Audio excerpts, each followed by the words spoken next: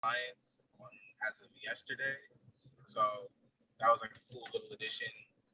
I don't meet them till tomorrow, so it wasn't like too much work. It was just like, oh hey, I have some new stuff to do. And other than that, on Sunday I found this place that has like they make like special egg rolls. So It was like, yeah, it was like they had like I had hot wings, like the spicy hot wings, but they put them in the egg roll, and then there was like shrimp Alfredo ones. So that was like the highlight of my week. Where is this place? I gotta go try this. I'm gonna it's in my Instagram thing. So when I'll go back and find it and I'll send it to you. Yes, I love. They're out here. My friend and I, we always not like influencers, like no strong following on Instagram, but we love pretending like we're influencers and want to go eat at all like the Instagram worthy places. There's just so many good places to eat in LA. Yep. Usually I stick to like the donuts and ice cream, but I could do some egg rolls. I do love me some egg rolls. Just that. Yes, definitely get me that information. Absolutely. And I have to apologize. In the midst of getting everything situated in the game, I forgot to hit record. But I have been recording and for a couple minutes, but I just noticed that there's a timer on our Zoom thing. So it shows that we've been on here for 10 minutes. So she'll know. So sorry guys, but we're good now. Shanikqua, how about you? Do you want to check in with us or say how your week is going? Is she frozen? Uh-oh. Here she is. There she is. Okay. I'm dealing with a lot of conflict. Yes. Perfect topic. Absolutely. I'm dealing with a lot of conflict. As a group, I could tell you guys, my daughter got arrested. She's in jail.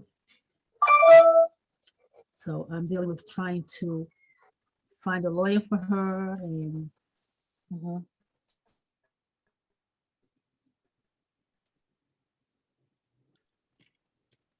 Oh.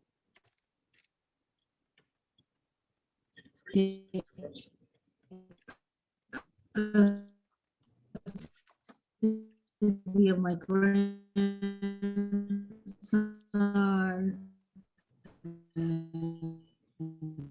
I don't know if it's just me. You're just kind of cutting out. Yeah, I thought it was me. I thought it was me too. I was like, oh no. It sounds like trying to like listen with my ear better. I think we lost. He's there, Montgomery.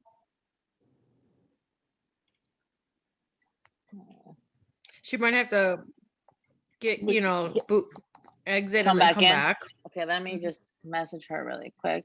Say, try to leave the meeting. It started to get like techno I know, like it. boom, boom, boom. Yeah, I was like, oh, I want to hear what you gotta say. I know, me too. I wanted her to check in. Okay, and try to log back in to get a better connection. Oh, I think she's doing that actually right now. Here we go. There we go. Can you hear us? Okay. All right. I'm really sorry to hear that. We have a lot of stuff going on, Shanikqua. So we're here for moral support, I guess. Yes. I know it's hard.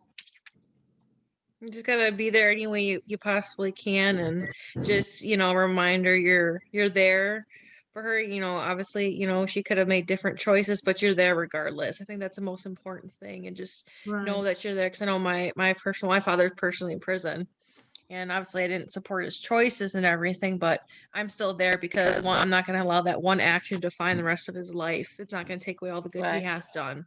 You know what I mean? Yes. Absolutely. Okay. All right. Well, thank you guys for checking in. Before we do, oh, you know what? Actually, I wrote a little introduction. I thought as a group leader, it might be a good idea to like introduce myself and like give you a little bit more background about myself. So, and then like kind of like motivation with like wanting to get into counseling. I thought that would be a good icebreaker as well. But before we do that, I guess I should go over confidentiality really quick before we start talking about personal stuff.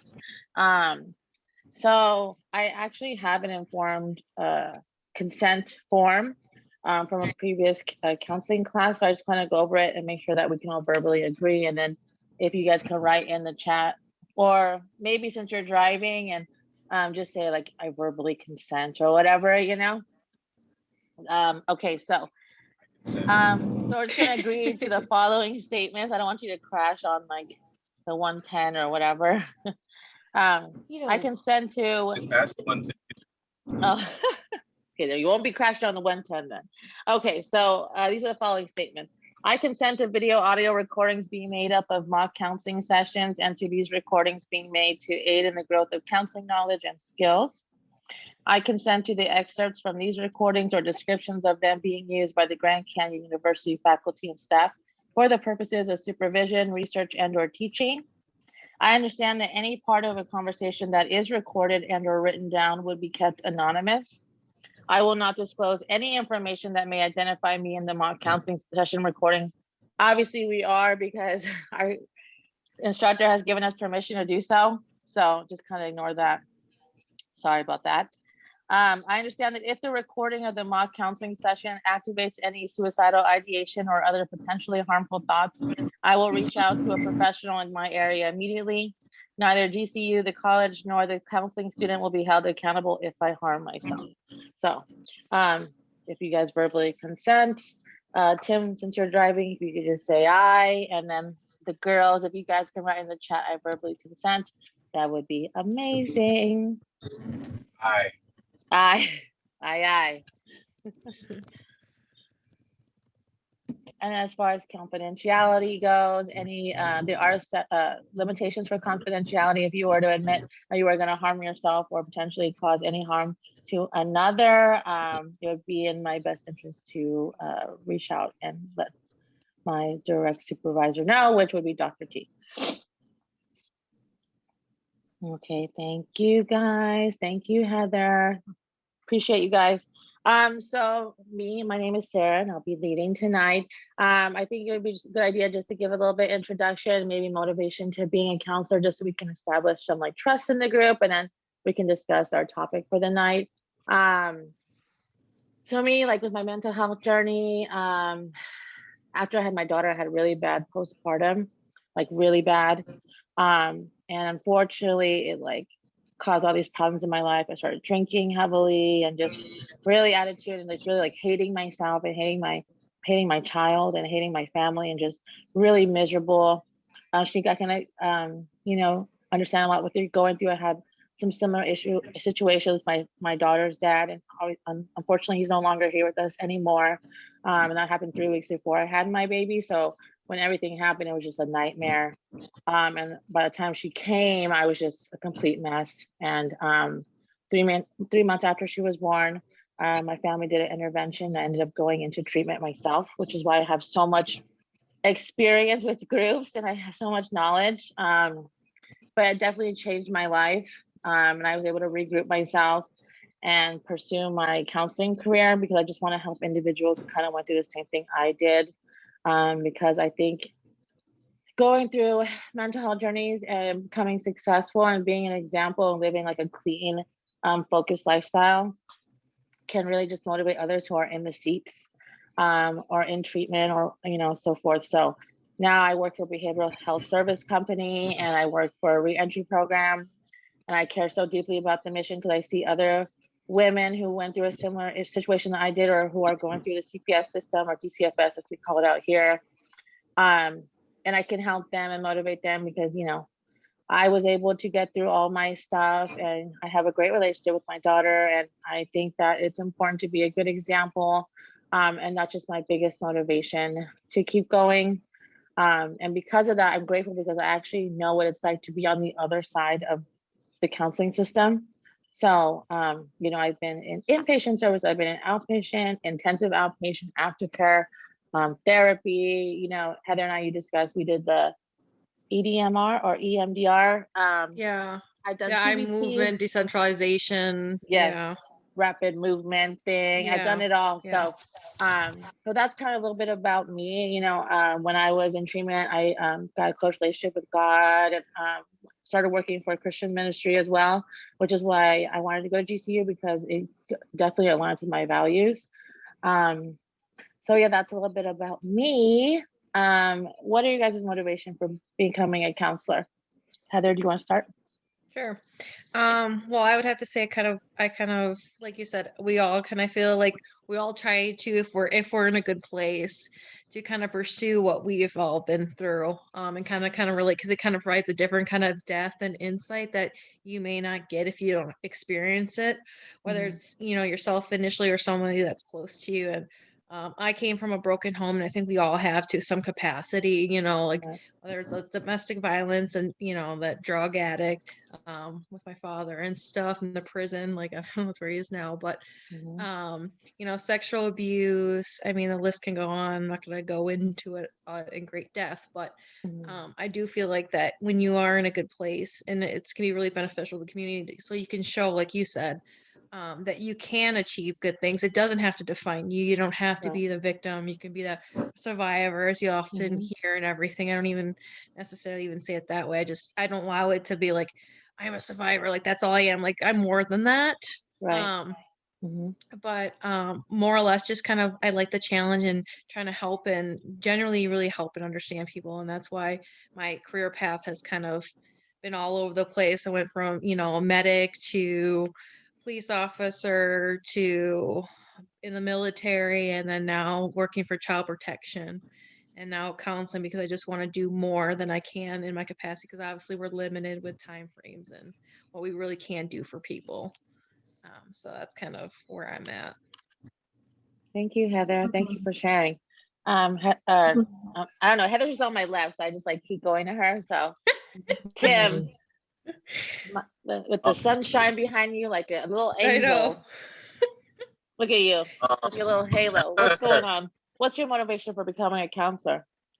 I kind of had fallen into like working with youth like when I first got out of undergrad, and I started to dig it, and I would be like, in all the treatment team meetings and stuff like that, and I just would, you're with them when when that was back before like California like kind of jumped over to the SGRTP thing, so it was still like level 14 and level 12s and probation kids, and as I'm in like team meetings and stuff, like I'm working with them and I'm with them every day, and I just didn't always have like the vernacular and all the words and all the understanding of what I was like doing. And then I would talk to like people who were like working for the company that were just full-fledged therapists, and they were just kind of like, have you ever thought about going back to school? Because I was just having cool connections with the clients, and they were like, when you're in here, they would have me kind of, they would have me come to session, and I was like talking to them, and they're like, you're kind of like doing therapy, and I was like, no, I did not. I just thought I was helping him not throw a chair through a wall. They're like, nah, like this is, you should maybe try this out. And then like sometimes I would have like moments that we're having in the meetings, and I just felt like my voice wasn't going far enough, and I'm like, I don't know like what it's called on paper, but I know what they're going through. So I was like, all right, I feel like I could do more, so I need these letters behind my name to do more. So here I am. That's awesome. That's really cool.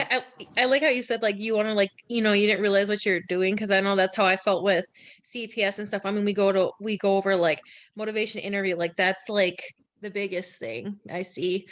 Is a lot of those techniques, but then as you kind of go through this course, you realize like how much you're already kind of doing it. It's just not necessarily defined or on paper. You know what I mean? Like obviously it's documented to some capacity, but not, you know what I mean, in that profession, because you can't technically do that. You know what I mean? Right. Like it definitely gives you an experience. So that's how you know you'll be a good fit. That's like you already have that like predisposition to it, Yeah. What about you, Montgomery? What motivates you to be a counselor, or what motivated you to get into the program? Well, I have been a foster parent for like 25 years. Ooh, wow. And so I've seen all of these kids come in and out of my life. There's like, yes. Always have issues. They always have problems. And I've also had a couple of friends and relative commit suicide. And people always come to me for advice. You know, so I've kind of been counseling for years. For free, you know, you know. but exactly, for free. Yeah. Oh, And good. now I really need it. You Yeah. know, I need to, with what's going on with my daughter, it's like, um, she's had a lot of issues all her life. I adopted her, Mhm. and she's had a lot of issues from the very beginning. You know, she was born positive tox to cocaine. You know, Mhm. she was raped at 12 by her best friend's brother. Mhm. She's had 3 miscarriages. So she's had a rough Right. life. And you know, I'm hoping that at some point she could at least talk to me. I can help her with just being able to have someone to talk to. Because a lot of the time, these kids, the problem is they have no one to talk to. They don't trust anybody. Mhm. They're fearful. They've been in and out of so many different homes, some good, some bad. And the bad homes that they've been into are like where they've been sexually abused Right. or Mhm. beaten or mistreated, where they didn't get food to eat, you know, and they need someone to talk to. First, they need someone that they can trust, and then they need someone to talk to. And Mhm. it's very difficult to get that door open. So that's what motivated me. That's a good motivation, I think. Definitely. Yeah. Okay. Thank you for sharing, Montgomery. Okay. Thank you guys for sharing. So is there some rules of the group, the ones that we established, just to go over them again? Respecting opposing opinions. Actively. Is that a kitty cat in the background? Yeah, that's my Ashley? cat Cheeto. Oh, little Cheeto. I was like, what's happening? Oh, there he is. He's so cute. Sorry, I get distracted easily by cute little furry objects. Okay. 2, actively participate. 3, minimize distraction. 4, facilitate a positive group environment. And 5, time management. So thank you all for being on time. I really appreciate it. So as promised, I have a little poll activity. Let's see. Look at you. Wasn't it pretty I easy to know. figure out, right? Yeah, it was. Okay. Okay, so go ahead and let's do a poll. Does that work? Yep. Yeah. Okay, Yeah, awesome. buddy. Yeah, buddy. Okay. Tim, please don't crash.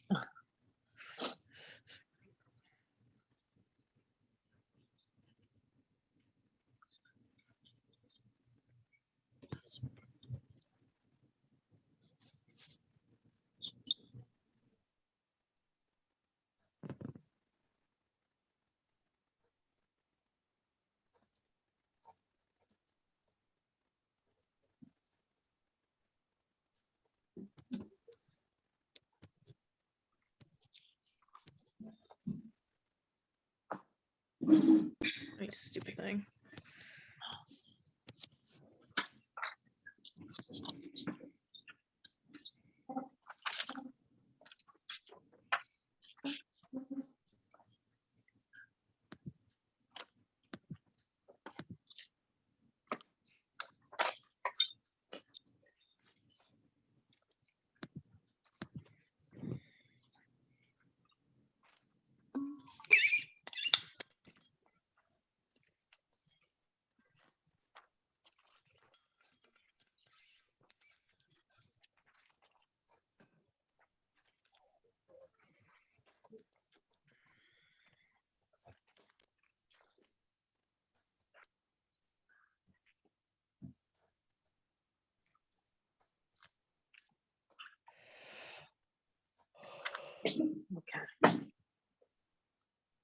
Okay. I pressed the submit button, but it's not doing anything. Okay, let me see.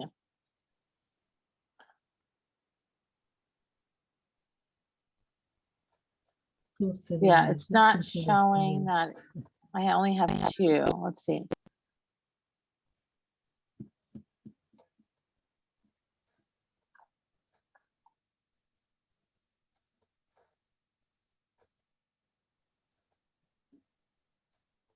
Nothing, Montgomery? No, it's just No. I would say maybe try sharing your screen and we can maybe figure it out. The green button. Yeah, we could do that. It's right next to like the chat one. It's in between chat and record on the bottom of the screen. Because maybe one of the things didn't click all the way when you selected it. Hmm. I don't know if it would submit if you, you know what I mean? If you tried submitting, if it would like even accept it or not.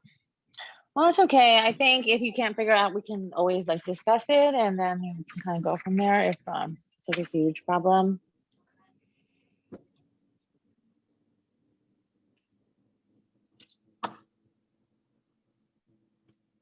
There we There go. we go. There we go.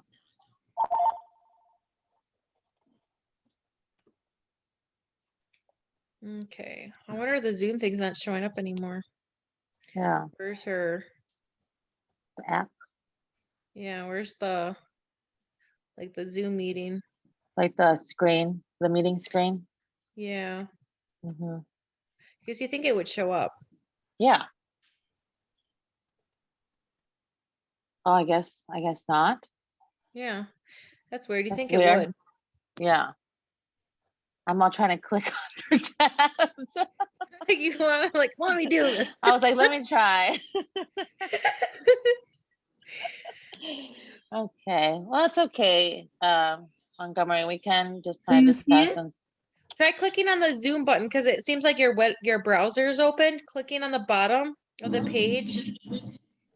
Yeah, click on the Zoom thing once. Yes, there it is. I see like little thing. yeah, I Click on see it.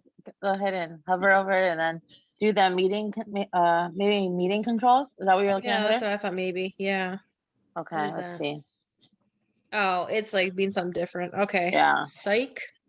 Is she going It through was the a good browser or the app? What? Is she going like? Is she using the browser to go in the meeting or the app? I think she's Oh doing yeah, that an makes a app. difference too. I know the browser works hard. Yeah. Okay, that's all right. We can just discuss. Yeah. Oh, video conferencing. Okay. Okay, so how do I stop sharing? Can I close it? Yeah, You just can just close stop it. sharing the screen at the on the bottom. Oh, here we go. I got you. I can do it. Can I just do it? Stop. Oh, there we go. Okay, cool. Bam. Boom. Okay, so let me pull up my polls. Okay, so how comfortable do you feel dealing with conflict? Well, what'd you say, Shaniqua? Were you comfortable? Conflict terrifies me. I'm comfortable. You're comfortable? Okay, so that'd be 100%. I'm also very comfortable with conflict, so that would be all across the board. All right. Well, what strategy do you think is most useful for addressing group conflict? Okay, so we got stop outbursts early, lower your voice, and Montgomery, what did you say? What was the first one? Okay, so the question is, what strategy do you think is the most useful for addressing group conflict? And the options were divide the group into opposing teams, stop. I had to throw in some crazy ones, you know. Stop outbursts early, lower your voice, create a contract on the spot, hype the aggressor up, talk directly about an underlying cause, or point out mirror reactions. I didn't even see all of that. Well, maybe that's why you couldn't submit the poll. I didn't even see all of those. Let's see. Can you still do the poll? Let's see. I don't know how you do it again. I mean, Because you it's probably saying could. it's still in progress. Oh, that's weird. Yeah. Well, what do you think, Shanikqua? Do you think it'd be good to divide the room up between like yes and no, like who's on which side fighting? And let them duke it That's if it's out. not it. Stop the No. outbursts early. That's what I said. Yeah. Okay, cool. So then we got 2 for stop outbursts early and lower your voice. Okay, and then we'll discuss this after. And then what are some of the ways that conflict can interfere in clients' lives? All of them. More than question? What are some of the ways that conflict can interfere in clients' lives? And the options were it could affect communication, intimacy, or relationships, or all three. All three. All three, definitely. And the last question was, do you think that family systems can affect how one deals with conflict and anger? Yes. Yes, I do too. Okay, excellent. Thank you guys. Can share results? I don't know. Yep. Okay. So let's discuss. So and for the first question, how comfortable do you guys feel dealing with conflict? So like personally, when I first heard this and given my background, which I shared with you guys earlier, like I'm thinking like from a client perspective, like dealing with conflict, like immediately my brain goes to like being in a group and seeing people duke it out, you know, because that happens. It pops off sometimes in treatment or especially when there's like heavy discussions. Like I've been in places, you know, not even as a client, but I've been in you know, working for the organization I work for, and there's like women arguing like, oh, that's why you got your kid taken away. Like, that's why you got your kid taken away. Yep. And everyone's in there because they got their kids taken away, you know? So that's where my mind goes, you know, people fighting, there's conflict. And I was like, well, that is one way. Like as a counselor and a group leader, you need to be prepared to deal with those as well. But I thought for this group, we could discuss that. And also like how it would be most useful for us would be like, when there's a conflict with clients between like how to like gently like challenge them, like when there's like a discrepancy between like what they're saying and what they're doing, like that can also be a conflict too. And I know that was like really difficult for me to learn how to do because you have to do it in a very like gentle way. So that's what like this group will be like talking about, like some things I found that will be kind of useful. So in how comfortable you guys are dealing with conflict, like how comfortable are you doing conflict in your personal lives, professional lives, and like as a counselor?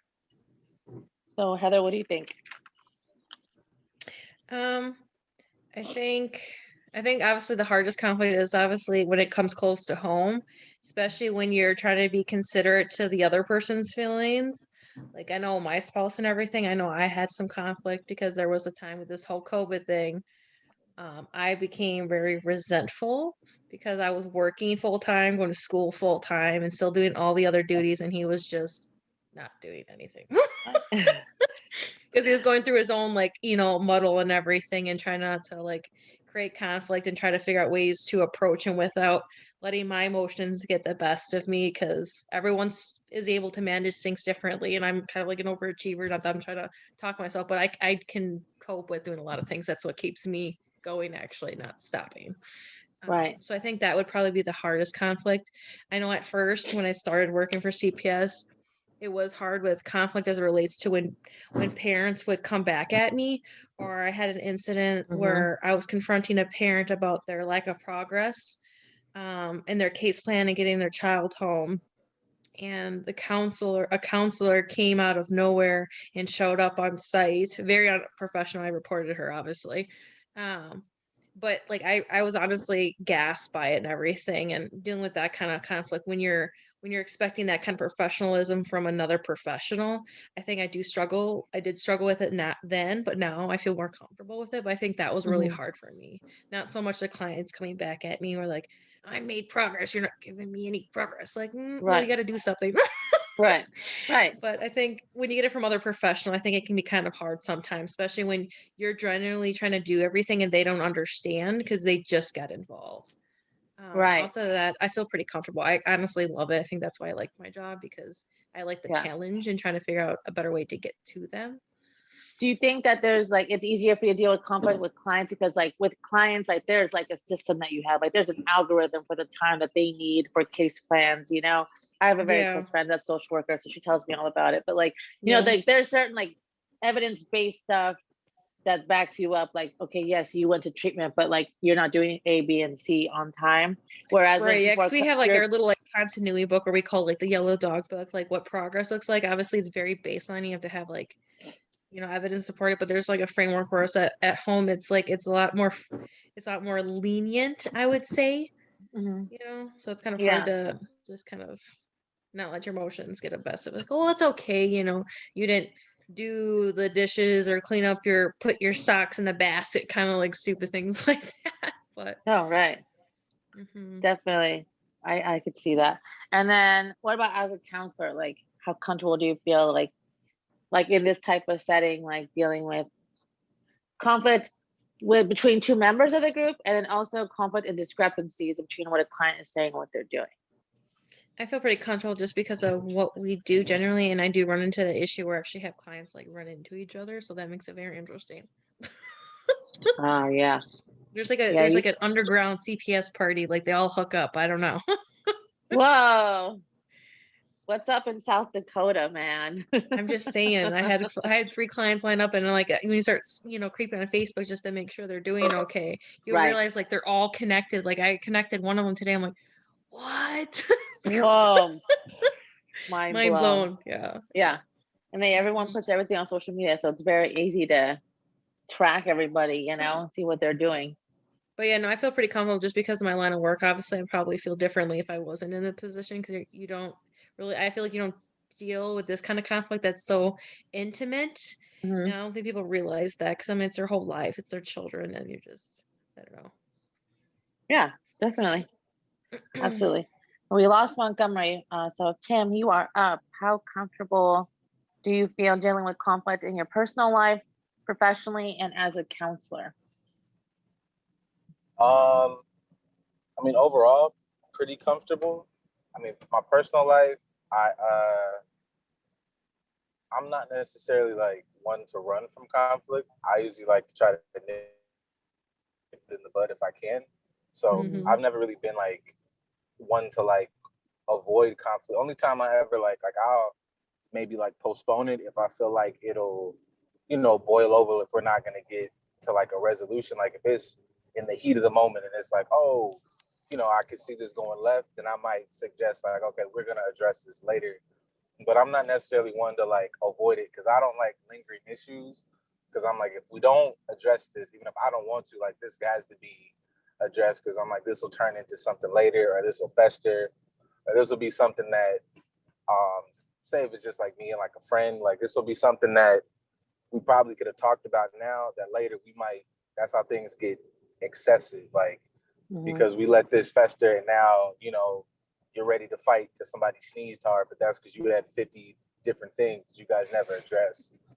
Yeah, it just boils up, and then it gets displaced other places. Yeah, for sure. I'm the exact same way. I like to hit it. Like as soon as it happens, I'm like, can we talk? Like, can I talk to you really quick?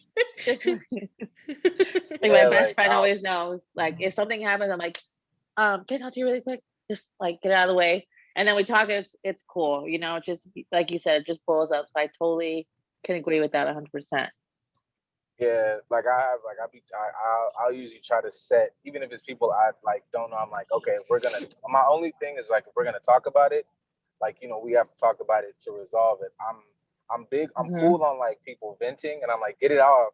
But then after we get it off, you have to kind of like, what are the steps to fix it? Because otherwise, this is how it happens again. We just sat here Right. and said a bunch of stuff, and then we never got to like the bottom of it. So, Right. but that kind of like, they kind of blur together. Like it's a little, I guess, more intimate with personal stuff, but even in professional things, I'm like, I'll, hey, we should probably address that. Like, don't do that, or can we do that differently? Because I have to work Right. with you. I don't have to be your best friend, but we can't. I'm not for the, weird undertone thing. Like, let's not do that. So we could just discuss it. We don't have to be friends. We don't have to like each other, but we're gonna establish this is how we do this. Right. Totally. Yeah. Client wise, I think that's where I got maybe the most practice, because definitely dealing with Mhm. like youths, and they were like, anywhere from like 12 to like 19. And it Oh yeah, would they got all be, the attitude. yeah, it's like, okay, like I have to, and it just would make, because I've worked with people who was like, if they're fighting when like they're really, really fighting, and now it's like 7 of them. I can't really have you losing it too. Like we have to come down to balances because I need to think. So I've never like I kind of got out of the it's chaos. So let's be chaos together. That never ever works. That's how you get hurt. Right. That's how Right. you hurt the client. So yeah, I'm never really big on that. If I start hearing a lot of things going on, my like first reaction is like to calm down. Right. Yeah, like lowering your voice, like what it said. Like I thought that was a good strategy too. Okay. Yeah, that's the one I picked. Yeah, that's good. Yeah. Both the ones you guys picked are really good. I've kind of tricked clients that way. Like if they're up yelling and I start to like whisper and get quiet, they'll get quiet to like hear me. Like, what did you say? I'm like, all right, cool. Now I got you. Like, yeah. Because if we going back and forth, now we're rising. Like you have to come down to have a conversation with me. Right. And that's what they say for like arguments and dealing with conflict too. Like one of the strategies is just like lowering your voice and like bringing it down. Because if you start yelling, then I'm gonna start yelling over you, and then we're just gonna yell at each other, and it's gonna be, it's gonna go nowhere and be really unuseful. And yeah, so lowering your voice definitely. And then as a counselor, how comfortable do you think you would feel in like a group therapy setting? I think I'd be good. Like, cause I've done like even now, even though most of my clients now are not really confrontational, but like we do groups now. But even when I did groups in that space with youths in a variety of positions, it was always like if I felt it was getting kind of out of pocket, I would address it then because I want this to continue to be good. I don't want you guys to mess it up. If there was somebody who just today was your day, you just weren't whatever, I'm gonna probably, you guys can do this activity. You come with me.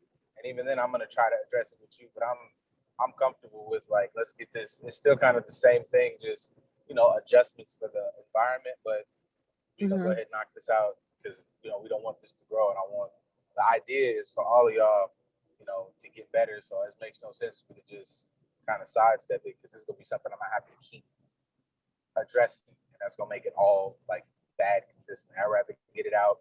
Let's have one. It's session 3. Let's go ahead and have it out on session 3 because I don't want to do this from session 3 to 15. Like, right. Because it's going to get worse. Like you said, just build up, build up, build up, build up. Oh, we got Montgomery coming back. Yeah, no, I just texted her to see if everything was okay. I don't think she has her phone. That's the problem. So we got to email her. Oh, shoot. Really? I didn't know that. Yeah. I think that's what she told me. So that's why I had to call her house phone. Oh, shoot. Okay. Let's see. I'm not connected. Let's see. I want to give her a chance to log in before go to the next one. There we are. Montgomery, you're back. Can you hear us? I don't think she's on the audio. Okay. There we go. Every time you do one of your quizzes, it disappears. I only did one. Well, something else came up and it disappeared. What was the results? Oh, okay. I'm sorry. But this is the old computer because they took my computer. So this is a old desktop that I have. Oh, no. Okay. Well, good thing there is no more quizzes or polls. So we should be okay. We are going to watch a little TED Talk later after break. Tim turned his video off, but he's... Uh-oh. It looks like it's coming back. There we go. Here we are. We're all here. Montgomery, with being comfortable with dealing with conflict, how comfortable are you dealing with conflict in your personal life, in your professional life, and as a counselor? I don't have a problem with any of those. Okay. All right. Truth is the light. Amen, sister. It definitely is. Drink that shake. I had mine too.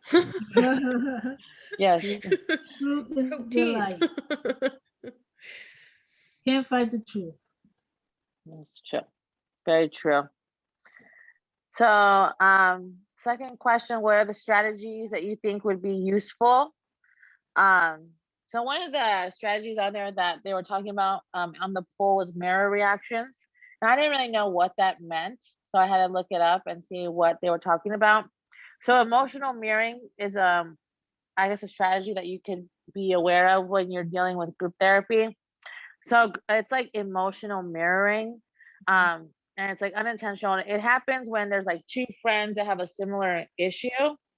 They start talking about it and then like over and over again, in a negative way, and they're unable to move on or find a solution. So like, for example, me and Heather broke up with our boyfriends around the same time. They're cheating on us. We're talking about, we're girls, we're gabbing.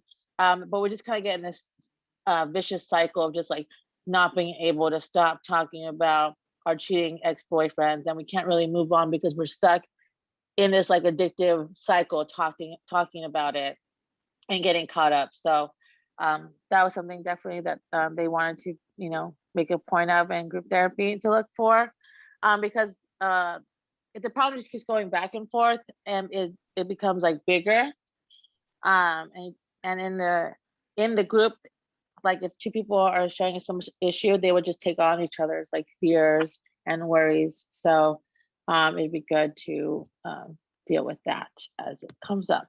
But what strategies that we talked about in the poll, what you think would be like useful to you guys? Let me pull it up just so we can talk about it.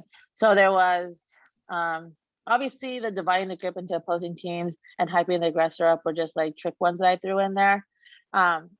Stop outbursts early, lower your voice, talk directly about the underlying cause, and then point out the mirror reactions. So why do you think that would be useful, Heather, like to stop the outbursts early and lowering your voice?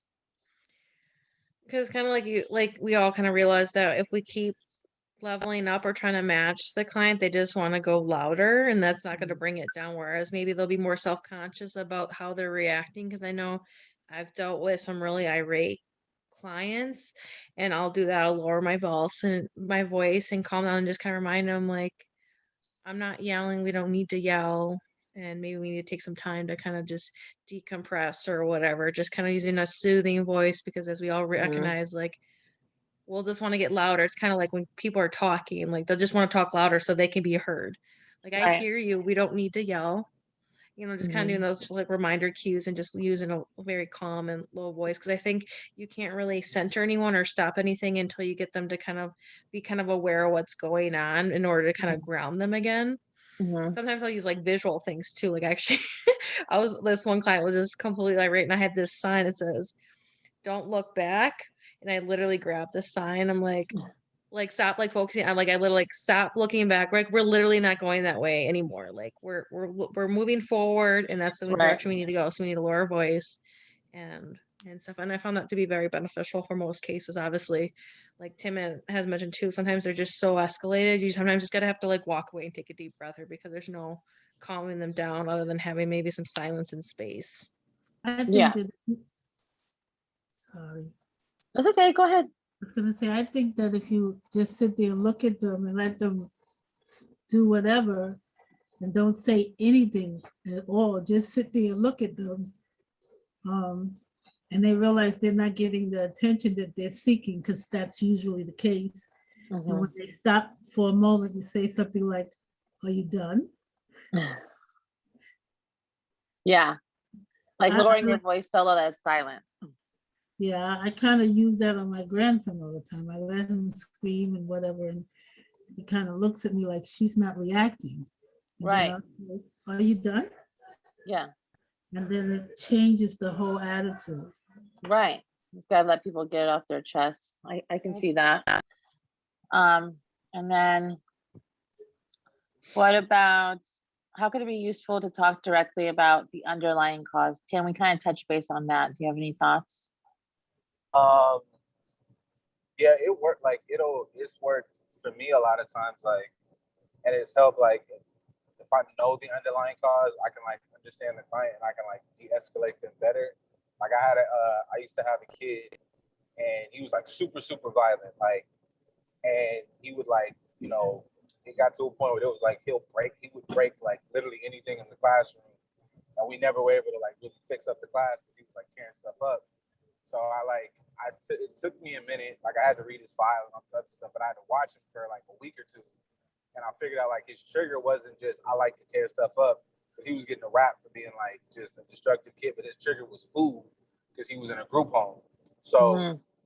and it was like, you know, we had to have a lot of meetings, and it was like, you cannot promise him anything food related because he'll check out if he doesn't get it. Even if he's been terrible all day, Interesting. if he did the thing, you know, that you asked him to do, it doesn't matter if he was trash all day. If he did the thing you asked him to do that allows him to get like Takis, and you give it to him, because his trigger, which is like the underlying thing, is that he's comes from a place where he's, you know, he gets fruity O's instead of Fruit Loops, and he's one of the Mhm. younger kids. He's one of the younger kids there. So we're here. He's like a tail of the hunt. In there, they knocking him around every day. So it's like you have to understand like what he's going through before you just go, he's a, you know, terrorist in the classroom. So knowing Right. that is like, okay, that's how I address talking to him. It's like, okay, I understand food's your trigger. You can get 5 bags of Takis, my G, if you just aren't tearing up the class, period. If you get mad, we're gonna go outside and tear up some stuff that I specifically picked for you to break that doesn't mean anything, and then that worked better. But it Right. don't work because I feel like, oh, okay, you're not just wilding out for no reason. You have a trigger with food. All right, now this is something I can work with. Yeah, no, that's such a good example. Yeah, definitely. Oh, he froze. You're kind of almost like redirecting and controlling it and giving him the control back, Yeah. which is probably really beneficial for him because he doesn't feel like he always has control over his life, or just kind of reminding him, like, you know, like it doesn't have to be this way. You can do good and you have done well, and just kind of reinforcing that, and that there's more, you know, to him than just that. Yep. So. And it also helps to do that too, like Tim, like you uncover the underlying cause, so you can work with that instead of just like ignoring it and moving forward and keep like reprimanding him, where the situation's gonna keep happening because the cause is still there, the underlying cause is still there, no matter what. Okay, and then the other one was, so yeah, what are some of the ways that, you know, conflict and anger can appear in clients' lives? And we all agree that it can affect communication, intimacy, and relationships. So it's definitely important to deal with it immediately. And, you know, if you need a reference out to a, you know, anger management group, that's also probably could be useful to most clients who are dealing with conflict. And then the last one, like about family systems, like, do you think that family systems can affect how one deals with conflict and anger? Everyone said yes, and it could. Um, so this could be like a huge barrier because, you know, let's say like these clients were all children who grew up in homes, and this is how you learn how to deal with conflict and anger as a child when you're growing up in group homes. So, or not in group homes, but in homes. Um, so there could be like family styles that like don't deal with conflict at all. Um, you know, they withdraw in response to conflict. There could be homes that are aggressive.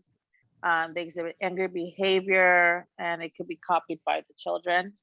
Or a family system where anger is never expressed. And there's usually like 3 typical reactions when faced with conflict. So the typical reactions are like withdrawal, attack, or avoid. Um, so how can we resolve these learned reactions in group therapy? Like, what would be like the ideal? Like, you know, it's like independent, dependent, and like pro-dependent. Like, so it would be like the pro, um, like the healthy version of like reactions to conflicts. I don't think being, you know, withdrawing, attacking, or avoiding are very healthy at all. Very unhealthy ways to deal with it.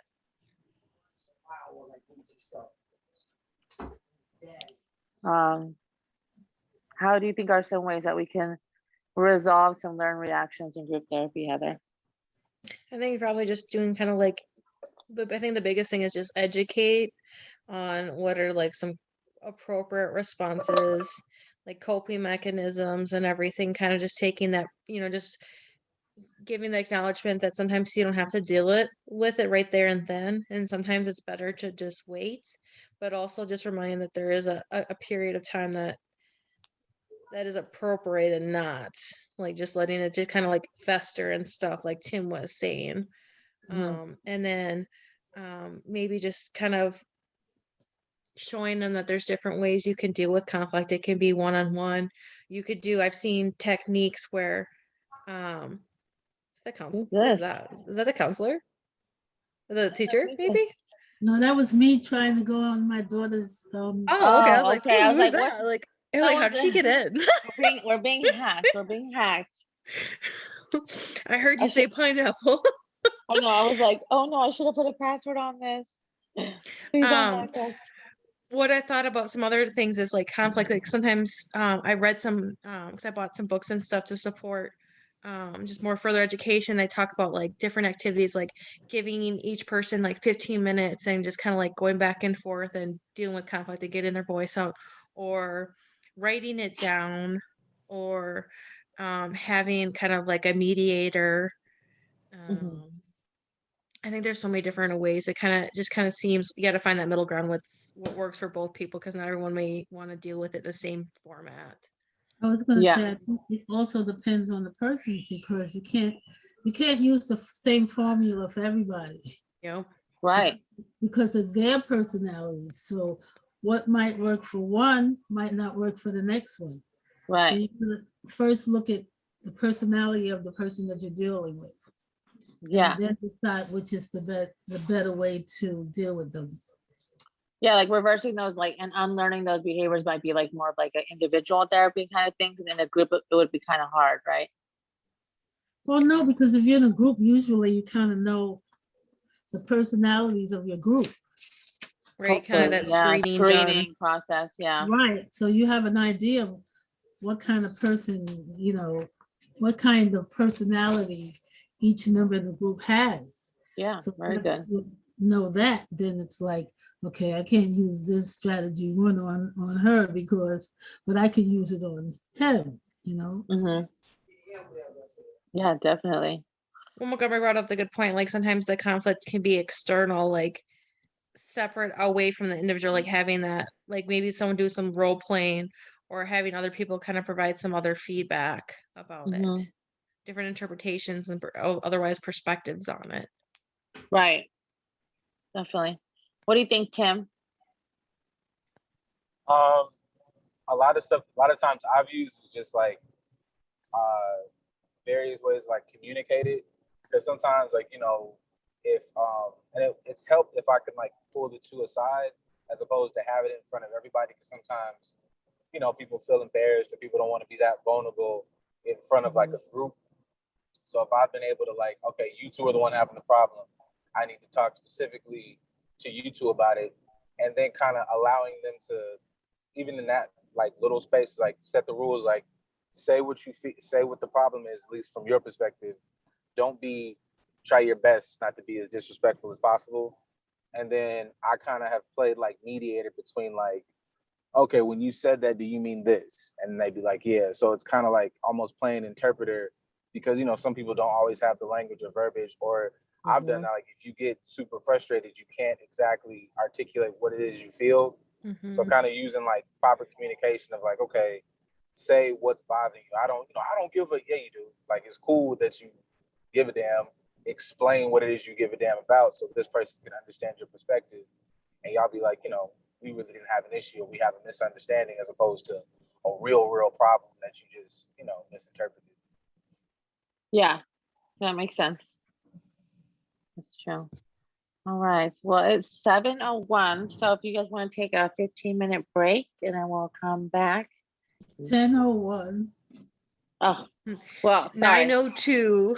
Excuse me. Okay. Well, we won't do times, but excuse me, ladies.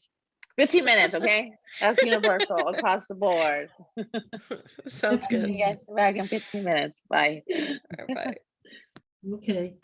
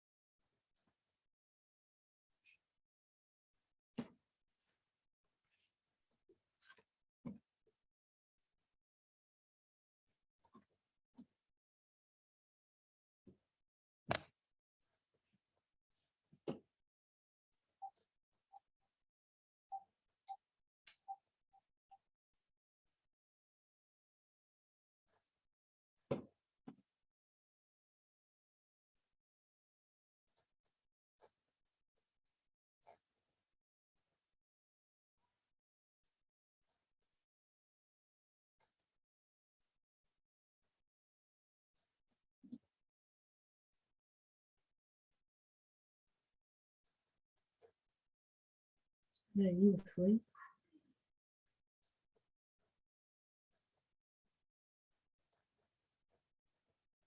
Okay, well, we'll see tomorrow.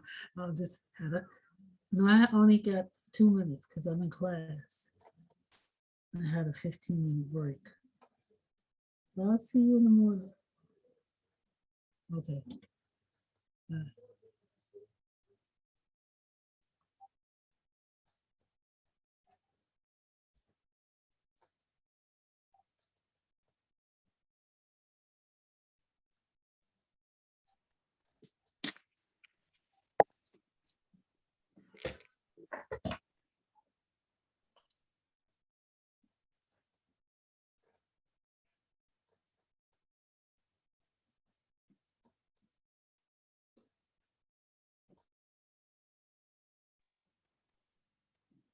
Montgomery, can you hear me? You guys hear me? Did you put money on your phone so your daughter can call you? Yeah, Okay, good. yeah. Tomorrow we're gonna be able to do a video chat. Oh, that's nice. Yeah. But she said that they've been like giving her peanut butter sandwiches and she has a peanut allergy. Oh, yeah, that's like all they give them in there is like peanut butter, like for breakfast, lunch, dinner. They just load them up with this horrible peanut butter. So she hasn't eaten. But Oh, she should tell them that she has a food restriction or a special diet, that's what they call it. I'm gonna call tomorrow. Yeah. But she has commissary on Thursday and she has enough money she could buy stuff. Oh, good. That's good. Yeah. I know they always appreciate commissary, makes it a lot easier to have some comfort foods. She doesn't go Yes. back to court until July 8th. Oh, that's a long time. Yeah. Of course, that sounds horrible sometimes. I know they really push stuff out. Especially now, but it's good because I know a lot of the inmates, at least here in California, were able to get vaccinated. So, because they want to like push the court hearings along, a lot of people have just been sitting in the county jail system awaiting, court and stuff. So that's good that you have money on your phone. Okay, welcome back, everybody. I totally forgot to check in with our goals that we made last week in the Oh, yeah. beginning. So I'll go ahead and start. Montgomery, What did I miss last week? Tim taught an awesome class about healthy fitness, baby. Yeah. And he even wore an 80s like style spandex, bright colors. And he was like working out, Headbands, headband and wristbands. everything. Yes. You missed it. You missed it. Oh my goodness. No, so we made some goals of like fitness goals, like or healthy fitness goals. So don't worry. I know you don't have one this week, but we'll try and set some goals up at the end of this week or something so we can check in next week when you lead us, Montgomery. Me? Can we push me back? Yeah. So, well, I don't know. We have to. This is a collective group. I am, just one but a four. Okay, everybody, can we push me back to last? Yeah, I would be up next then. Then you would be up next. Okay, let me get Yeah. my pen really quick and jot some of this stuff down. Okay, so Yeah, because Mike is goodbye or whatever. don't do that, Heather. Don't start yawning up in here. Don't do that. Oh, Don't it's do too that. early yet. It's only 9:18. Right, right, Montgomery, you're at 10:18, so we can't be tired yet. Really? That's Well, not fair. Don't do that. you are- We aren't gonna do all that. Okay, so yeah, so next week you were gonna. So Heather, you want to go next week? Yep, I can do that. Thank you. Okay. I appreciate it. Yeah. So Heather will go next week, and then it's me again, right? Yep. And then Montgomery, and that's it. Yeah. I think so. What? Wait a minute. That's not what I had. So what are you doing again? Heather's gonna I'm doing do loss, like whatever it is, something like saying loss or goodbye goodbye. or Yeah. yeah. That's Saying how we did it goodbye. last. Because Heather Saying and I were going to goodbye. go twice. Yeah. So Saying what? goodbye. And that's it. Then the last one was And then growing stress. older. Well, there's one more. Stress of being a student, right? Oh, okay, okay. So Heather will go next week, then me, and then Miss Montgomery. Okay. Yeah, because next week is week 5, 6, 7. Holy moly. Okay. And then So we how start did- all over again with And then more, we- 2 more classes. Yeah, Wednesday, it's like, yes, you completed class. You feel so great. And then Thursday morning, whole new world. Okay, it's Yep. Aladdin up in here. Okay, so me personally, I set a fitness goal of moving up a weight class, and every time I went to the gym and was lifting, guys, I was thinking of you guys, and I was like, oh, but let me just push it. Let me push it. And I pushed it, and I went up from week before I was doing like 12 weights when I was doing arm day. I went to 25, y'all. So that's pretty Yes. good. And then for legs, Good. I went up from 40 to 50. So I was pushing it. I love I know leg it's day. nothing. I know leg day, it just hits different. Yes. Just hits different. So I accomplished my goal, and I was happy that we had some accountability because it really pushed me. I was like, I can't let them down. I can't walk the next day, but I can't let them down. You know, some accountability is good. What about you, Heather? We talked I about it a had set little the bit. goal to get 15 miles in 30 minutes. Guys, I was able to get 14. I don't think I could mentally handle going 15 just because Unforgivable. That's unforgivable. I I think think I was that like, you set a very, I think your goal we could like work up to, you know, like 14 this week. Maybe, you know, we might give you extra couple of weeks, you know.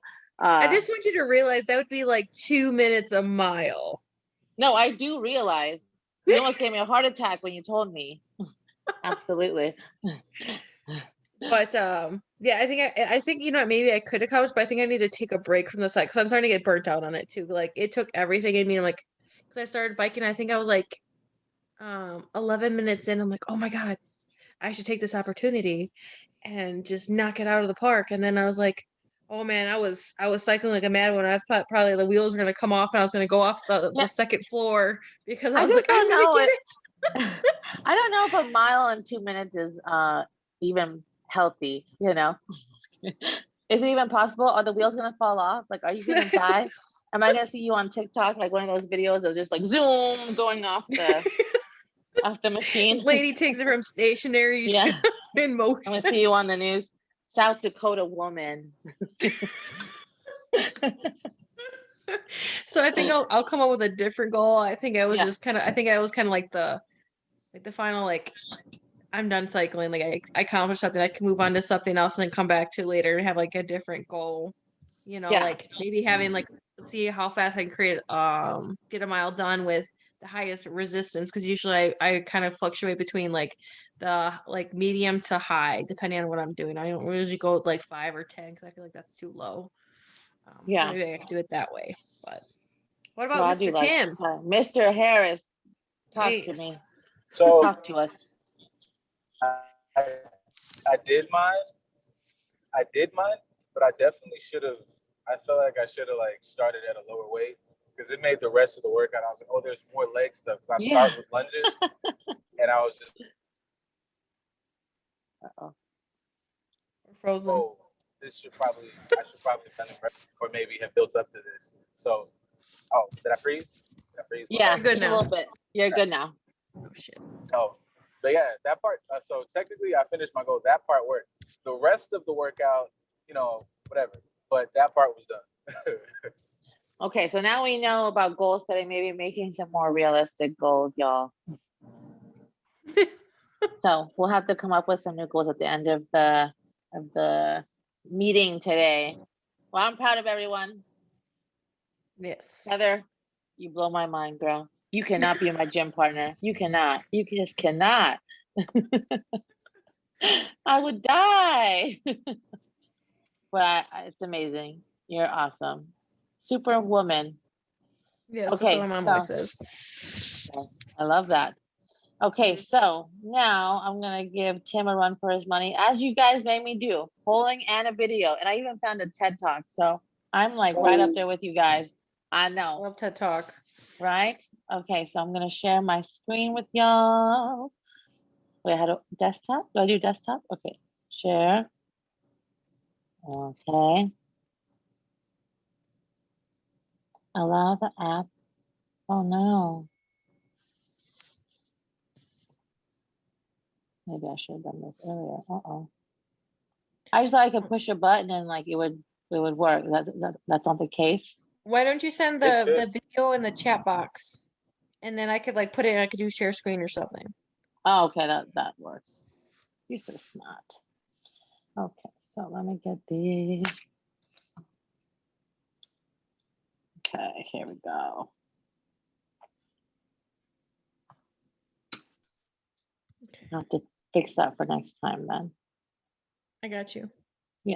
So Tim, you just hit share screen, right? It like you hit share screen, and then it'll ask you kind of like the prompt, like, do you want to allow, Yep. Zoom to do whatever? Yeah, so it's like one participant can share at a time, multiple participants can share at a time, and then there was another thing. Okay.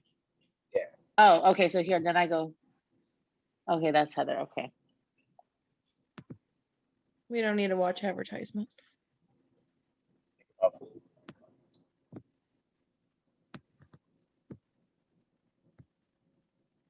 We're watching a video? Mm-hmm. Okay. I don't hear any audio. Do you guys? No, No. Oh shoot! Really? no.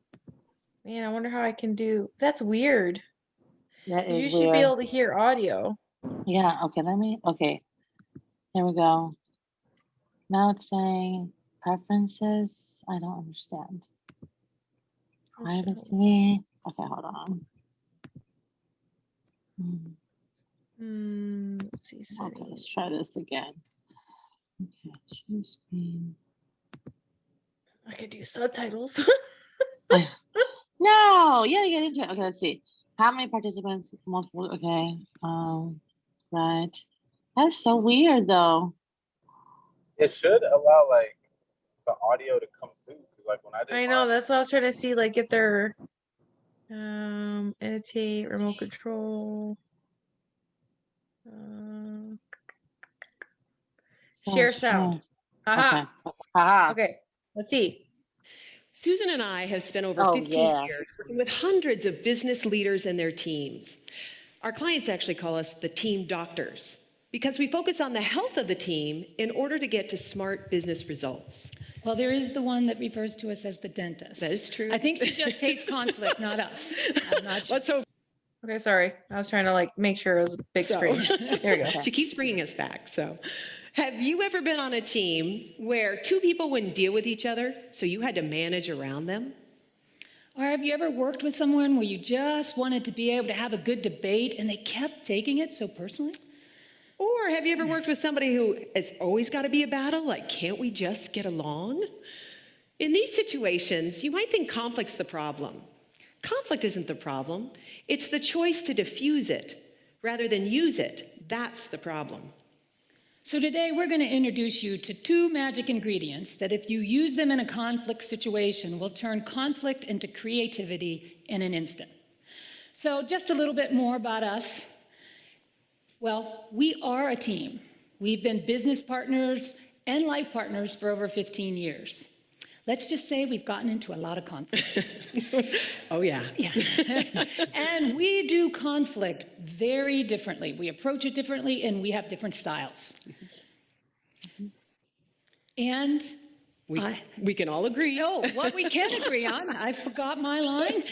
What we can agree on is that conflict and forgetting your lines is a natural and healthy part of any relationship.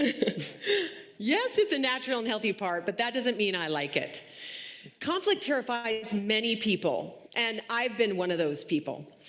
I grew up with an Army colonel father, and as a little person, my dad was big, loud, and scary. And the only thing predictable about him was he was going to get upset. So every night at dinner, it was like running the gauntlet, hoping he wouldn't blow up. One night, we were stationed in Georgia. We lived in this old historic house, so it was a big kitchen, white kitchen, red curtains over the sink. And we were all sitting around the table. My dad was across from me, and they were making fun of one of my teachers, and I was 13 at the time. Well, I had just gotten to that place where I had had enough. So I stood up, and I said, "Shut up, shut up, shut up." A little louder than that, though. I didn't want to blow you guys out with the mic. In a nanosecond, my dad was around the table. His hand was on my shirt, and I felt a fist in my face. It was a terrifying moment. I froze. He kept punching. My sister finally pulled him off, and I fell to the floor in a puddle of my own pee. That was a life-changing traumatic event for me. I decided then and there, whoa, it is not safe enough. It's too dangerous. I'm not going to be vulnerable and say how I really feel or show my emotions or my anger. No way. My body made a decision. Anytime there were disagreements, it would flood with fear. And I started to actually seek safety by tracking and managing my external. I don't know what's going on right now. Okay. It's like, Buffering. yeah, must be. I'm like, oh, got full bars here Yeah. Well, on Wi-Fi. So far, so interesting. I know. I can't imagine being like life partners with someone and business partners. I feel like that was just, oh, here we go. We're back. I thought it was really Environment, interesting people too. around me. Yeah. So if there was any tension in the environment, I would ask a question or No. No. Right to the good stuff. I know.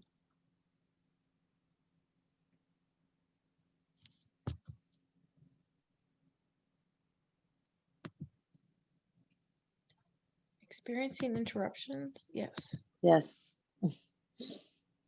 Work. I know. That's weird. I wonder if it's because of like it's We're on. sharing. Yeah, we're sharing, and I don't know. It's not like there's anything else connected to my internet, so it's really weird. Oh, Yeah, because I have full bar, so there's no reason.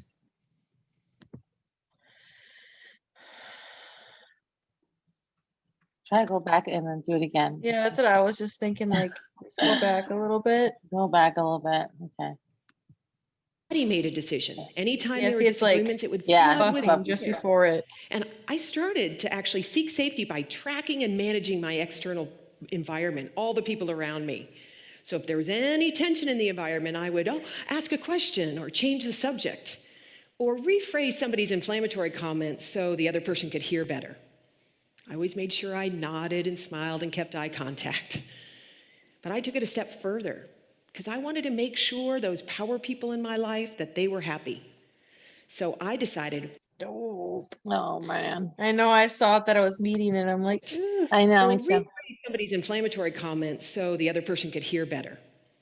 I always made sure I nodded and smiled and kept eye contact. But I took it a step further because I wanted to make sure those power people in my life that they were happy. So I decided, Dang. Okay, go ahead You and want to give pause us it. like a? I'll just let's let it- pause it and we'll let it then load. yeah. We'll let it load a little bit and we can talk about it. I'll talk about it some more. But what I really liked about this video was that it was saying use it, don't diffuse it, which I thought was interesting because like everything else that I found was like stop it early, you know what I mean? Stop the spread early of, you know, because you know, conflict and anger can kind of be contagious a little bit, you know. So I thought this was really interesting and a creative way to think about it. Like there are so many different strategies that we can use um to deal with conflict. But I really like that they were saying use the conflict, like go with the flow. Like, you know, it could be like therapeutic to use it. And I just really hope that okay, I do see it loading. So Yeah.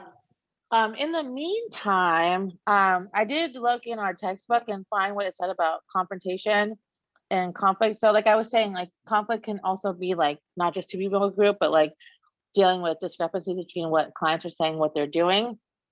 So like, for example, like, oh, you know, like someone who's dealing with alcoholism or wanting to get sober, like you're saying they want to get sober and they're saying they want to keep drinking, but for some reason they keep getting takeout from bars or they keep going to their ex's house who's a huge alcoholic, or they keep drinking and they don't want to stop, you know what I mean?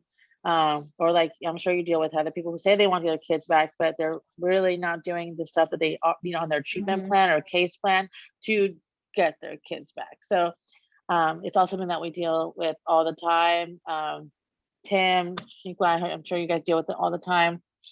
So the text kind of just talks about like caring confrontation and like ways to gently challenge clients. So it says like caring confrontation is a basic ingredient of the working stage. If it is absent, stagnation is likely to result. And then you guys know what stagnation means, right? Just like it's staying stagnant, it's not moving. And we do want the conversation to keep moving forward. And it talks about constructive confrontation, which is an invitation to examine discrepancies between what one says and one does, to become aware of unused potential and to carry insights into action. So did you guys take counseling skills yet? Yep. Did you, like Tim? couple Not classes. yet, but Yes, I've used what you're describing before I Yeah. took, quite a bit, actually. You did, Shanikqua? yes, I did. So in those, like you guys know, so Tim, like you'll have to do like these mock sessions every week, which is how I had the informed consent form.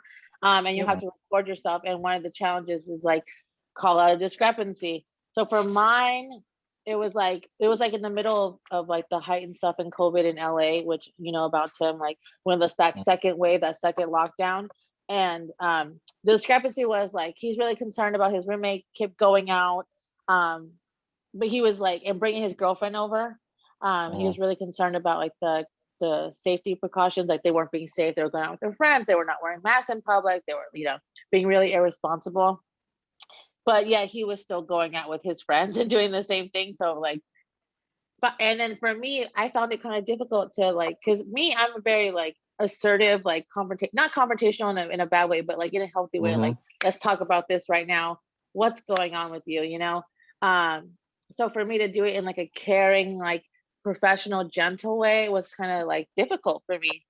What did you guys experience, or what do you think, Tim, would be like a gentle way to challenge people? Because you want to call them out. I mean, your first reaction is like, "What are you doing? Like that does not make any sense." And you know, so there are different ways. So what are you guys' thoughts about that? Sometimes, like, I guess kind of preemptively kind of set the stage of I'm gonna like, do you want me to give my opinion? Do you want like advice? Do you want counsel? Or do you just want to vent? Because if you want my advice, I'm going to just give you of course I want to, all right, cool.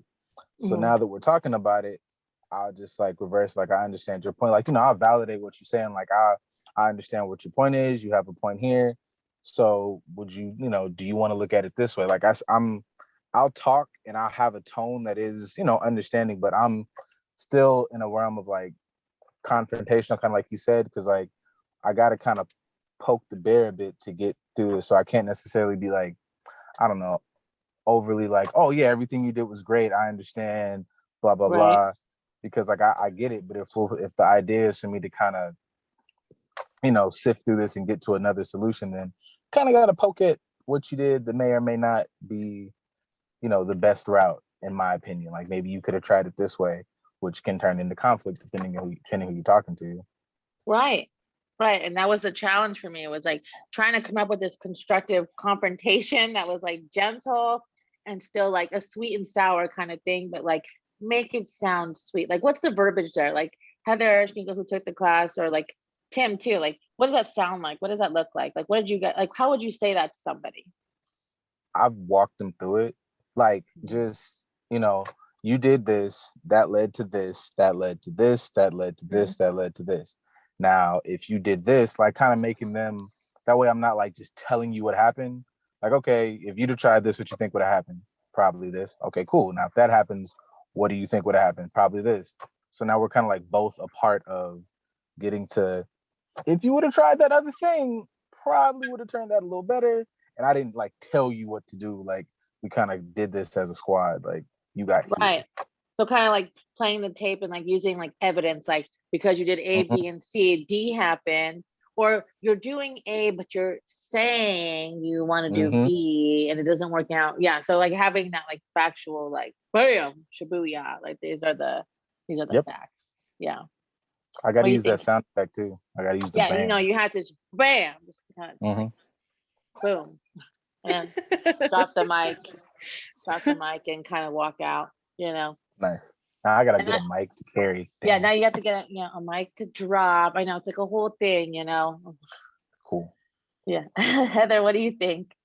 Yeah, I agree with Tim. Is just kind of like laying it out and breaking it down, and I think the most important thing is, like you said, be aware of triggers that they say and using their own language when you're explaining things or making reference to things. Because I've noticed when I use certain words, sometimes my clients they'll say like you triggered me and doing that, and just kind of avoiding that. Whether or not Yeah. I acknowledge that really shouldn't be a trigger, it's regardless, it's how they feel, and it's not going to be productive or conducive to the conversation. But like you said, kind of just kind of like you said, kind of relating and acknowledging how they're feeling, but not normalizing it, especially if it's not healthy or in their best interest. I know I'll do it. Like I don't know if I feel like we were talking about this earlier, or maybe it was in this conversation where we were talking about we do have conflict, kind of relating it to something else. Say like, when you use meth and everything, what is that going to look like for your availability for your children in the future? What is that going to look like for, not only for your health, but like just your availability, whether it's being incarcerated or, getting your children back. And then, taking a step further, like, what if your children were here? What if you were with them and you're at a visit and everything is going well, but what if they came across those drugs and they ingested it and they got really sick? How would you feel about that? Or how would you feel about somebody else looking after your children and they're high?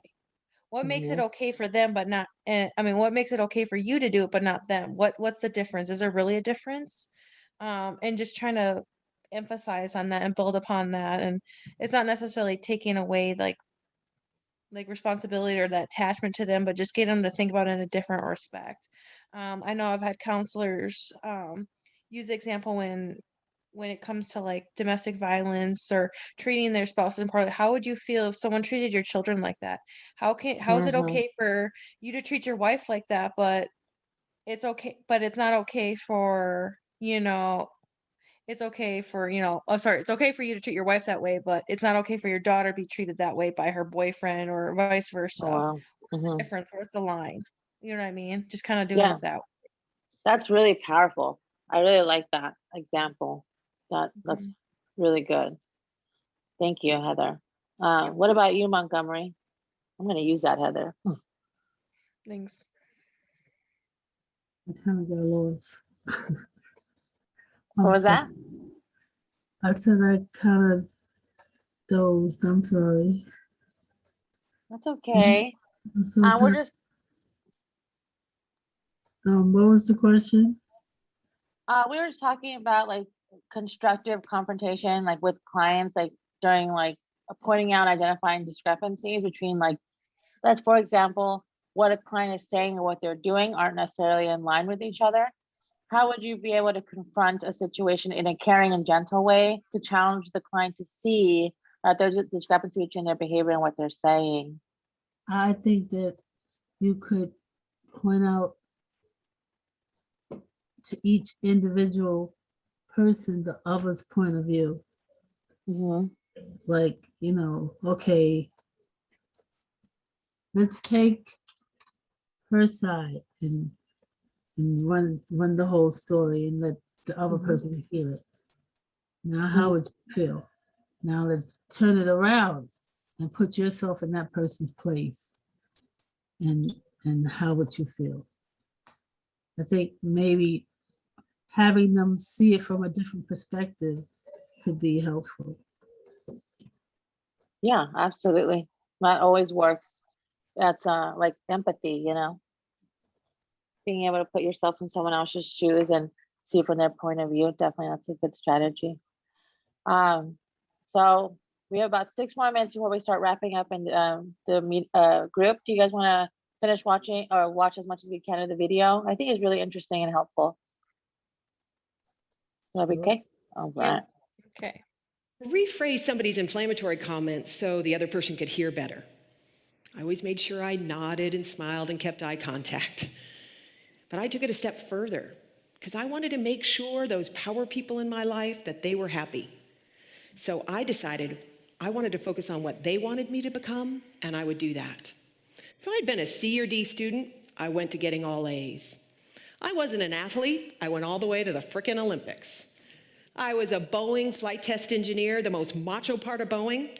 This is not an engineer. And I wound up at a top 5 consulting firm. Ironically, my expertise at that consulting firm, facilitating tough conversations. No surprise, I had spent the requisite 10,000 hours around my dining room table diffusing tension. I had become a professional conflict avoider, facilitating conversations, but never really. What? Oh no! Say Uh-oh. what? What? They They really not said, really. no, thank you, ma'am.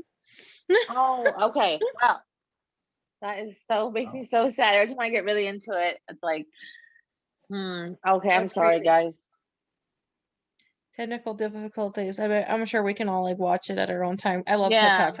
After Tim shows them, I actually started looking some other ones up. I'm like, oh, I forgot about TED Talk. I know. That was good, Tim. I really like that. So I was like, let me find one. So I put the link. Yeah, good job, Tim. I did put the link in the chat. So if you guys have time to watch it, it's really interesting. And again, just talks about how you can use conflict and turn it into like a positive instead of, always shutting it down. Feels weird. Picking it up. I'm gonna see if it was gonna like The legacy of that. what it looks That like show was here. really good too. Yes, it was awesome. Yes, so good. Loved it.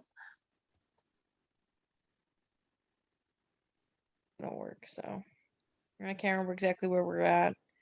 You're around 5 minutes, but as you were. I'm just gonna mute it. Okay, if it comes on, it comes on. Yeah. Okay, yeah. So I won't even want to go all the way to 2 hours. So we can go a couple more minutes talking about the book, and then at 50 we can start shutting it down. So an example of like a negative style confrontation in a group would be something that's done hostile, indirect, or in an attacking way, and leaves people feeling judged and rejected. So I feel like that kind of is like an obvious thing. However, we need to say these things or learn about them because sometimes it's not that obvious and it does need to be heard. Here we go. I know, I was gonna see because it's still like kind of like Loading, yeah. yeah. So that would be a negative connotation. So we definitely don't want to, use that approach in that style. However, when it is done with care and sensitivity, confrontation by others ultimately helps members develop the capacity for the self-confrontation necessary to identify and work through the problems they need to resolve. Confrontation is an issue that group members as well as group leaders frequently misunderstand. It is often feared, misused, and seen as a negative act to be avoided at all costs. But with us, I feel like we're all very confident and comfortable using it, so that probably won't be an issue that we will see happen in our groups. So that's really good. A group can cease to be affected if its members have colluded to interact only on a supportive level and agreed to focus almost exclusively on strengths and positive feedback.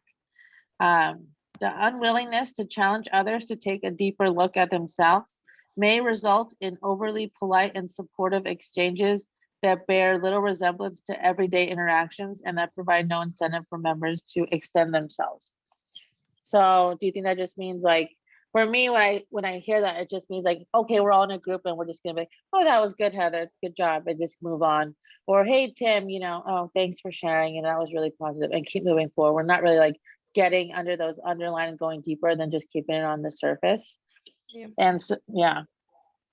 So I could see how that could be kind of an issue in a group because there's not really gonna be any growth or change, Just being really passive and not really, you know what I mean? Yeah. Like, yeah, Not personal. It's fine.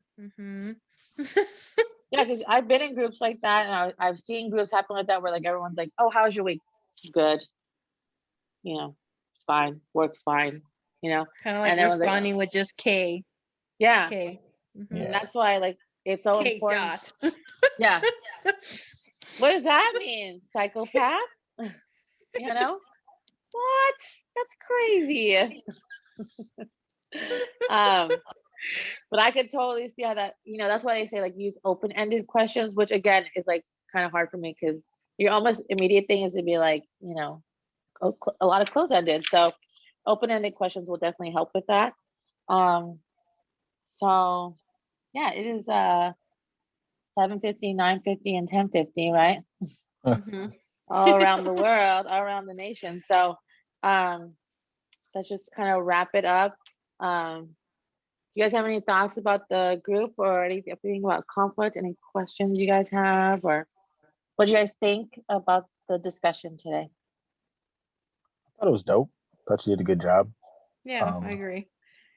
I think it facilitated a lot of conversation and we are all able to relate to some capacity and bring some other content to the group to even extend it even more. Thank you. What about like the topic itself? Like, do you have any additional things you want to throw out there for conflict? Any gems, anything that you think would be useful to the group that we can like share, like any tips or strategies or anything? I don't know about gems. Give me all your hidden treasures, your gems. It's a lot. I think it is good to kind of like, even if I think a lot of us said things in the same ballpark, but I think it is good to kind of like have those conversations because, you're out kind of like doing this on your own and you might be like, I know I have that. I'm like, okay, I've been doing this for a while this way. And I'm getting pretty decent results, but it's cool to hear like different people, different paths, different like populations. Because we're all in like blanketed in the same sort of arena, but it's like, we're not dealing with the exact same client. So it's like, okay, I'm still in the same ballpark. I'm in generally the same area, but you might have done something like that has a tweak.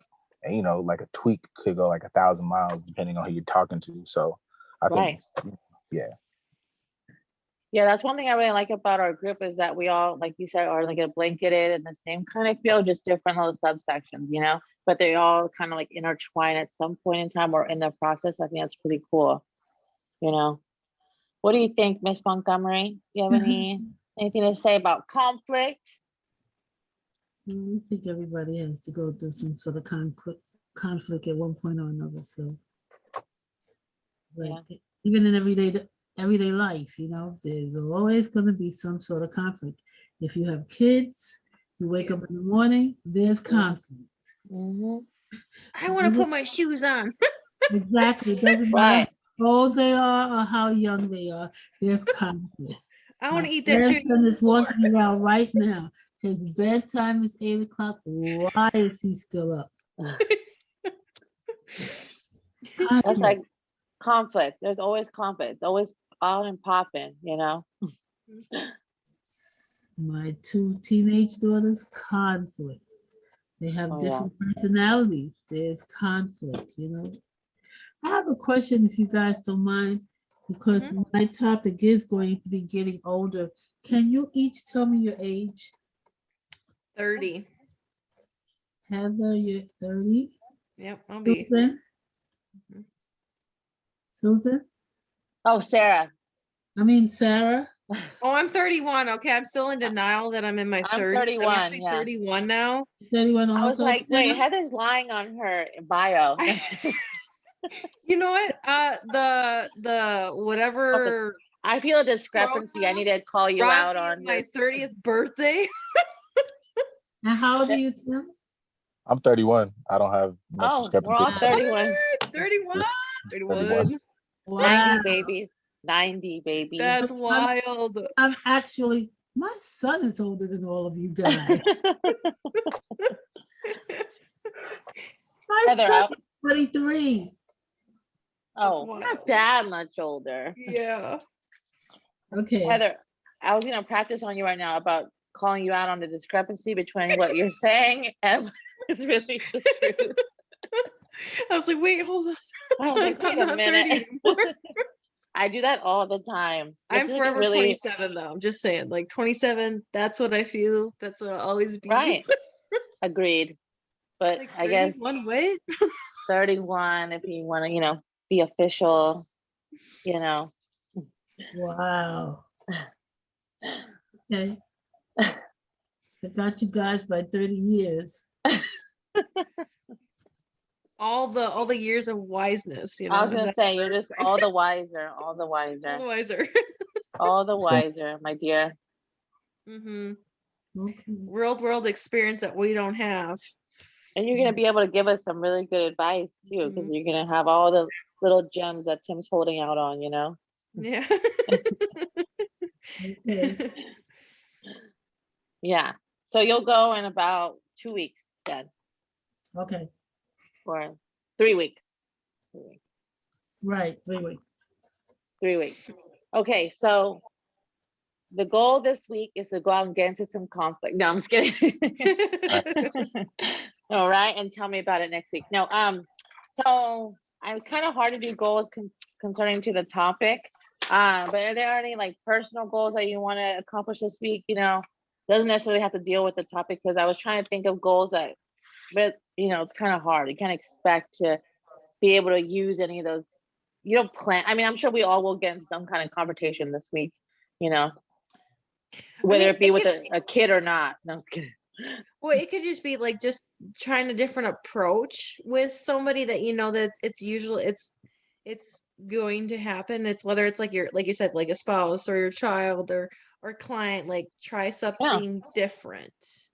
So that's maybe like, can- yeah, that's a good one, Heather. So like maybe like a caring confrontation, or try to utilize a constructive confrontation. yeah, just try a different approach that you tried. You know what I mean? Maybe Yeah. just see a different, if it yields different results. Maybe resolving a conflict. Yeah, there you go. Yeah. Oh, yeah, exactly. Resolving a conflict. Exactly. We can do something like that. So what's your goal, Heather? Don't do that. Just kidding. I know. My Lanta. Maybe maybe just trying to see if I can have a more constructive, conflict as it relates to kind of just like we kind of talked about a lot, like what they're doing and what they're saying, and actually see if I can see. It's so contingent, obviously, what they do. It's not necessarily what you do. It's all on them ultimately, but just maybe I could see if I get more response versus her being so dismissive or more or less like MIA. Right. So maybe like more of a constructive approach. Yeah, more constructive, and that actually facilitates like more conversation versus just kind of like me kind of trying to have to generate or feed the conversation to keep going. You know what I mean? Yeah, absolutely. To build further understanding as to why there is conflict. Yeah, getting to the underlying cause of conflict too. The root. Yes, getting to the roots, indeed. The root. The roots. Seeds. The seeds. What about you, Mr. Harris? What do you think?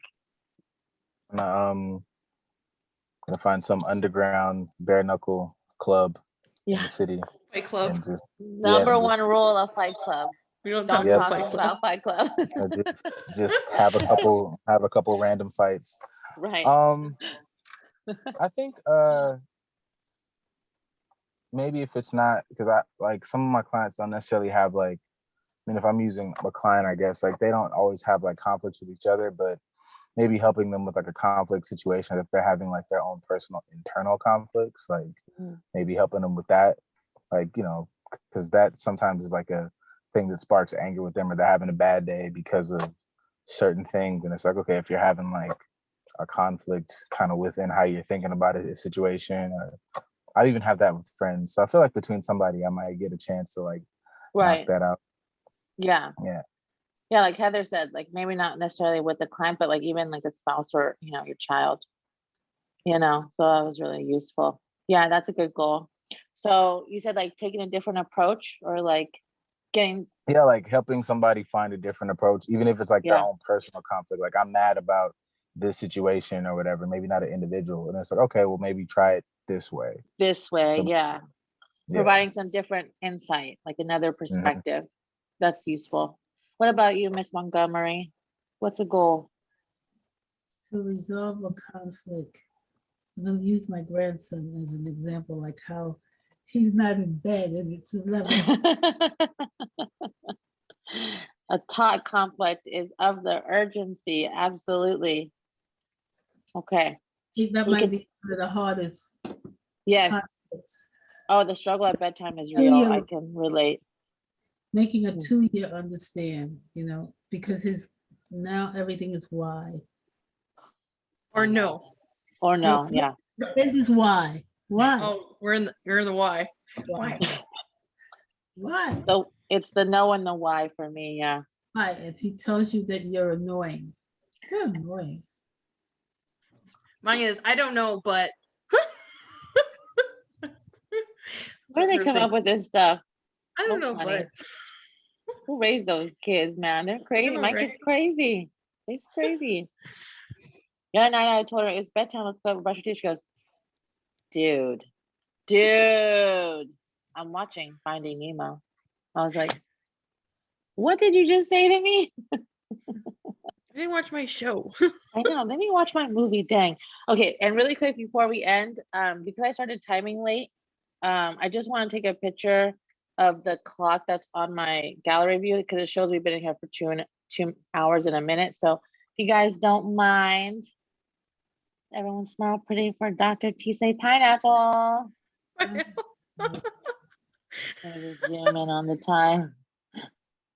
I'll email Lisa her and let her know what happened, but it should be okay. So, all right, guys, thank you so much for participating and making it so easy today.